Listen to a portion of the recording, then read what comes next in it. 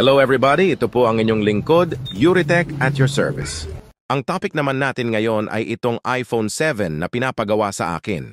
Hindi daw siya marinig ng kausap niya, sa madaling salita ay sira ang mouthpiece, pero dahil ito ay iPhone 7 panigurado na hindi mouthpiece ang dahilan, kaya hindi siya marinig ng kausap niya.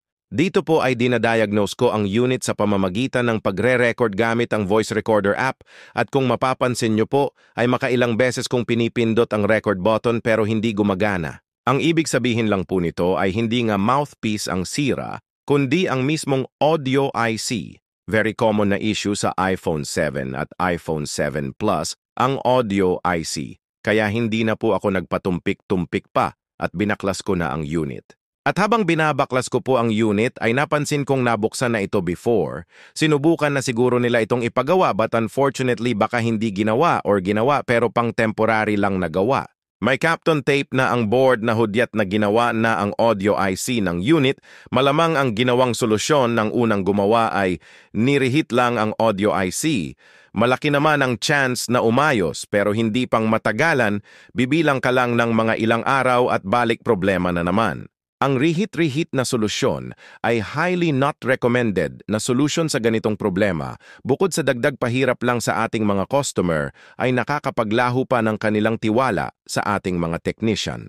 Kaya ngayon po ay ipapakita ko po sa inyo ang tested at recommended solution para sa audio IC issue ng iPhone 7 at iPhone 7 Plus.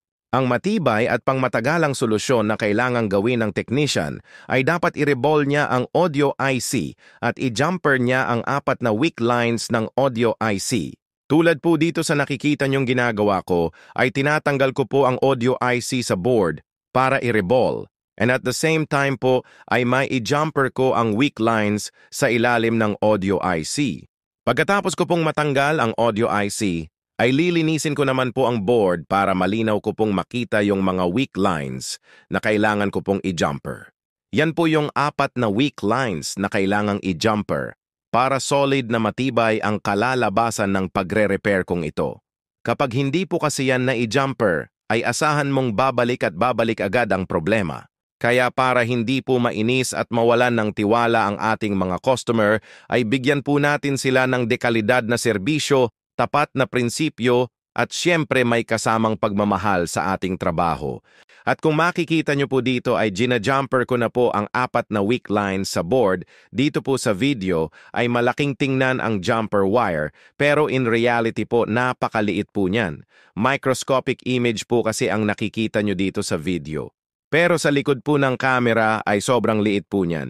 Mga 5 times na mas maliit sa hibla ng buhok ng tao. Then, after jumpering ay papatibayin naman yung kapit ng wire gamit ang green paste with UV light. At habang pinapatuyo natin yung green paste, ay isasabay ko namang i-reball ang audio IC para maikabit na sa ating board at ang madalas kong ginagamit na solder paste sa mga ganitong klaseng IC ay ang 199 degrees Celsius. At ayan po sobrang ganda po ng resulta ng pagka-reball sa audio IC. Pantay na pantay po, walang labis at walang kakulang-kulang. At since ready na po ang lahat ay ibalik na po natin ang nireball nating audio IC para sa huling proseso po ng trabahong ito. At after po nating matagumpay na maibalik ang audio IC, ay ire-reassemble naman natin ang kabuuan ng iPhone 7 para ma-final check kung successful po ba yung trabaho at kung walang bad side effect po sa board, lalong-lalo na sa baseband IC.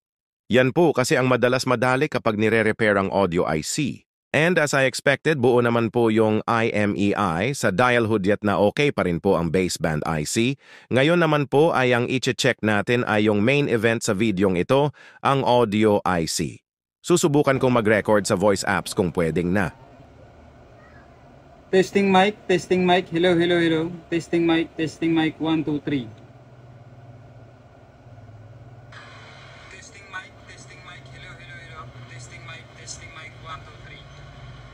And as you can hear po, loud and clear po, na nakakapag-record na po tayo sa iPhone 7 na ito. It means na successful po yung ginawa natin. And congratulations po dahil umabot po kayo sa parte ng videong ito. Maraming salamat po sa inyong panunood. Umasa po kayo na gagawin po namin ang best namin ng may kasamang katapatan at pagmamahal sa aming customer at trabaho. Ito po ang inyong lingkod, Yuritech at your service. Hanggang sa muli po. Hanggang sa muli po. Salamat!